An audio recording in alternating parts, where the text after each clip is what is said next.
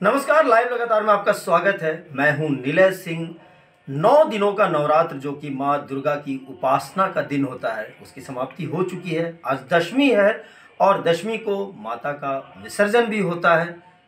आज हमारे साथ इस बारे में बात करने के लिए स्वामी दिव्यानंद महाराज जी खुद हमारे साथ मौजूद हैं। स्वामी जी, स्वागत है आपका लाइव लगातार में। और अब माता का पूजन हो चुका है। 9 दिनों का जो एक यज्ञ कहा जाए, लोग निर्जला उपवास भी रखते हैं, अनुष्ठान भी करते हैं, कलश स्थापना करते हैं, कई लोग फलाहार में रहते हैं, कई लोग प्याज लहसुन वर्जित मानते हैं। मतलब जिसकी जैसी श्रद्धा होती है लोग वैसा करते हैं, शक्ति है वैसा करते हैं। अब इसका समापन होने जा रहा है या हो चुका है कहेंगे। अब माता का विसर्जन है, किस तरीके से इसको किया जाए? सबसे पहले एक तो विजयादशमी की शुभकामना आपको, आपकी पूरे टीम को और विशेषकर आप सबों को। विजयादशमी अगर बोलते हैं, दशमी अगर भाव की बात करते हैं, माता का आवाहन जैसे पितृपक्ष चढ़ता है, आश्विन मास चढ़ते ही मन में एक नशा सा आ जाता है जो भी साधना करते हैं। मैं साधना के तात्पर्य जो गृहस्थ साधक हो या वो तंत्र साधक हो, जिस प्रकार से भी अपनी जिस पद्धति से जिनका जो स्तर है पूजा करने का, उस समय से एक खुमार सा आ जाता है मन में। और अश्विन नवरात्र जब चढ़ा तो माता को आवाहन स्मरण होगा। प्रतिपदा के दिन किस प्रकार का एक वातावरण होता है, कलश स्थापना करना, जिसने नहीं भी किया कलश स्थापना, लेकिन कलश स्थापना करना उस दिन प्रारंभ करना। उसके बाद 9 दिन की यात्रा, यदि हम यौगिक भाषा में, तंत्र की भाषा में कहें तो हमारे कुंडली चक्र जागरण भी होता है। मूलाधार चक्र, स्वादिष्ठान, मणिपूरक, अनाहत, विशुद्धि, आज्ञा चक्र, सहस्त्रार चक्र, और उसके बाद ब्रह्मांड से एकाकार होना। इतनी रहस्यपूर्ण। अगर माता दुर्गा बोलते हैं तो ये भी कह सकते हैं माता दुर्गा ने संपूर्ण ब्रह्मांड की एक पावर हाउस, वो इसीलिए कहा जाए। माता दुर्गा का अपने आप में कोई प्रतिमा नहीं मानेंगे।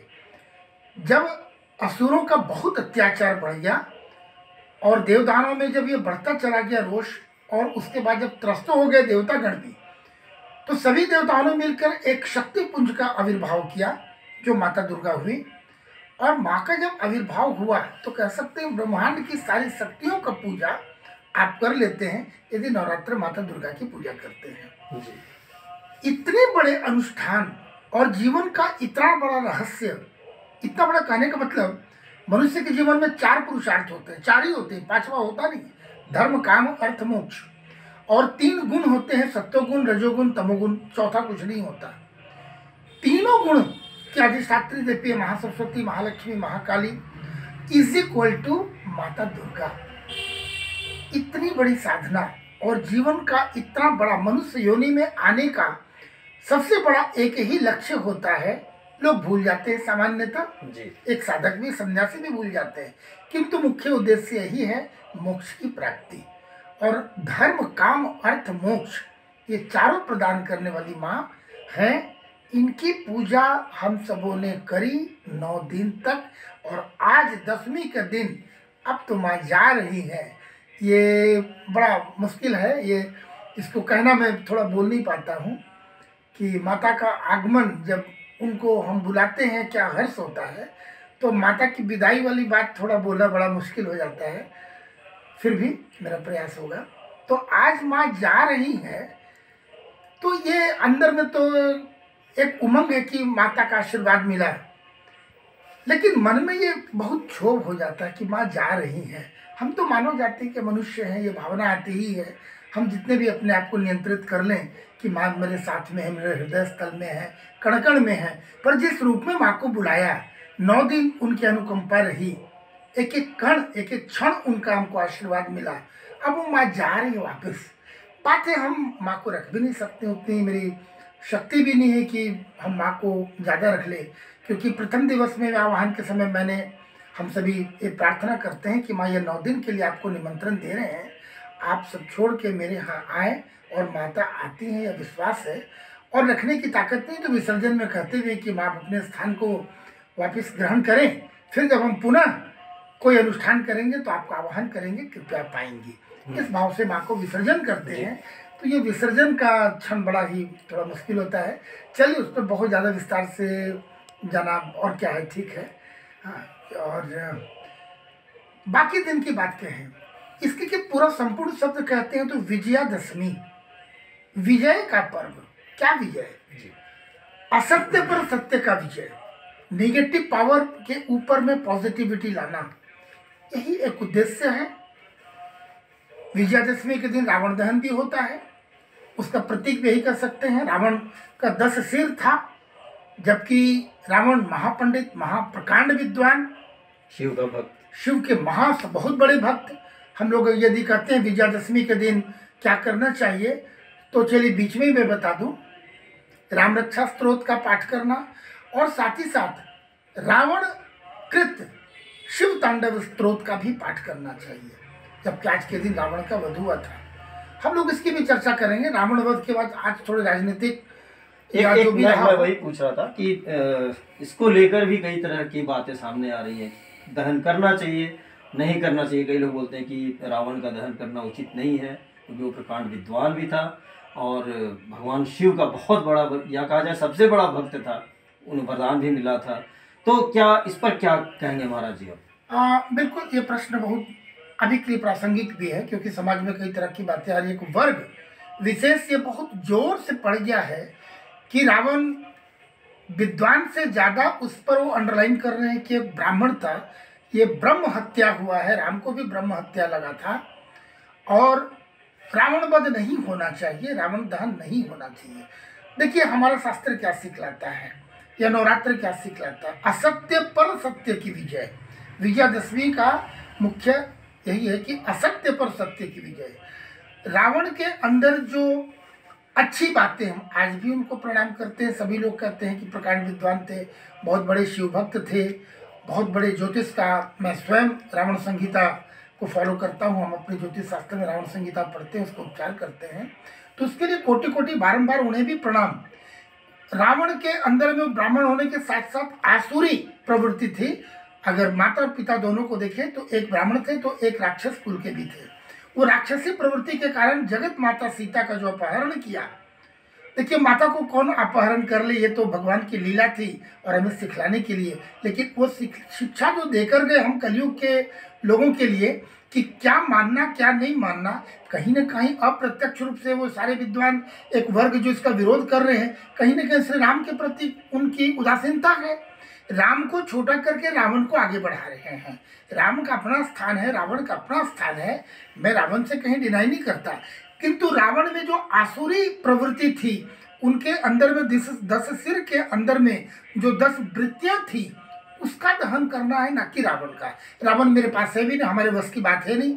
एक प्रतीक के रूप में रावण की प्रतिमा बनाते हैं, उसका श्री राम के द्वारा वध किया जाता है प्रतीक के रूप में, हम उनका दहन करते हैं। यानी हमने अपनी आसुरी वृत्तियों का, जो हमारे अंदर में नकारात्मक वृत्तियां हैं, उसे दहन करना, जिसे हम हवन में भी कहते हैं कि हवन में जो आहुति डालते हैं, अपनी बुरी वृत्तियों की आहुति डालें, वो स्थूल रूप में कर रहे हैं, सूक्ष्म रूप में ही करना चाहिए। तो चलिए, यानी कि इसको प्रतीक ही समझा जाए। प्रतीक रावण का जो पुतला है, उसके अंदर जो आसुरी वृत्तियां हैं, जो कि हर इंसान के अंदर है, हर व्यक्ति के अंदर है, कुछ ना कुछ, चाहे वो लोभ हो, क्रोध, लोभ, मोह, ये सारी चीजें, काम हो, क्रोध हो, अहंकार हो, ये तो जो 5 माना था, काम, क्रोध, छह दोष है, ये तो बिल्कुल नेचुरल है, इससे कोई कह नहीं सकता।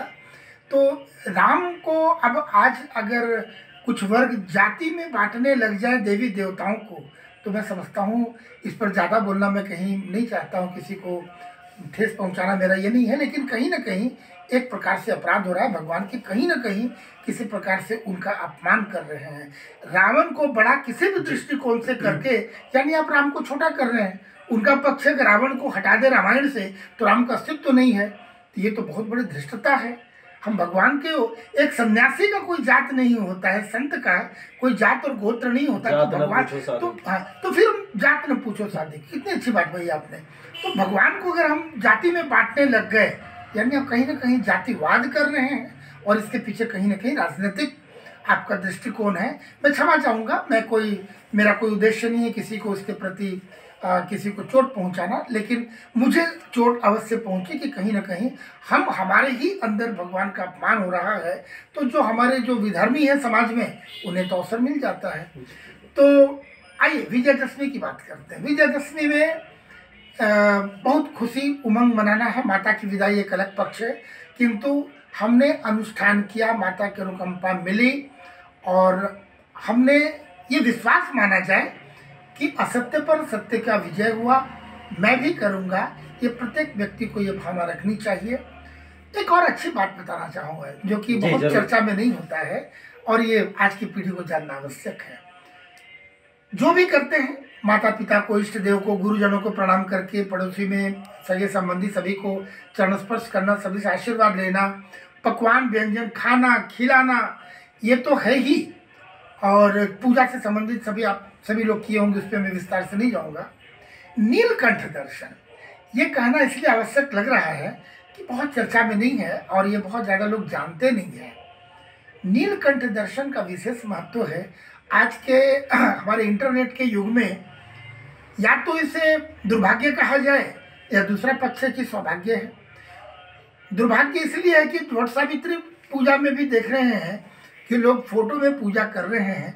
नीलकंठ कहाँ मिले, वो दर्शन करना दुर्लभ है। तो ये तो हमारा दुर्भाग्य पर सौभाग्य है कि जो मिल नहीं पाता उसके प्रतीक रूप में मित्रगण इष्टगण फोटो भेज देते हैं नीलकंठ का, हैप्पी विजयादशमी बोलकर। तो चलिए कम से कम फोटो ही सही, लोगों को कम से कम जीवंत रखा जा रहा है। दर्शन मतलब क्या लाभ है नीलकंठ के दर्शन? नीलकंठ के दर्शन से कई प्रकार के आपके लाभ मिलते हैं, शुभ माना गया है। कारण उसका क्या है, भगवान राम जब श्रीलंका जा रहे थे लंका पर विजय प्राप्त करने के लिए, तो जाते समय नीलकंठ का दर्शन हुआ था। तो ये मान्यता है कि जो भी बातें उसमें इवेंट्स में जब आते हैं तो ये जुड़ जाती है बातें हमारे स्मरण के लिए। तो उस समय दर्शन हुआ था। तो यदि मुझे भी दर्शन होता है, हमें भी दर्शन होता है, तो हम भी लाभान्वित होंगे। कई प्रकार से लाभ मिलते हैं। और उससे सबसे बड़ी बात जिसकी चर्चा अभी रावण दहन से संबंधित, रावण के वध से संबंधित बातें हुई थी, ये बात भी सत्य है। हमारा शास्त्र पुराण प्रमाण देता है कि जो सिखलाने के लिए भगवान तो भाई श्री हरि विष्णु जगत के पालनहार, उनके अवतार रहे हैं श्री राम त्रेता में, उन्हें क्या दोष लगना। हाँ, और वो तो रावण का भी उद्धार कर दिए।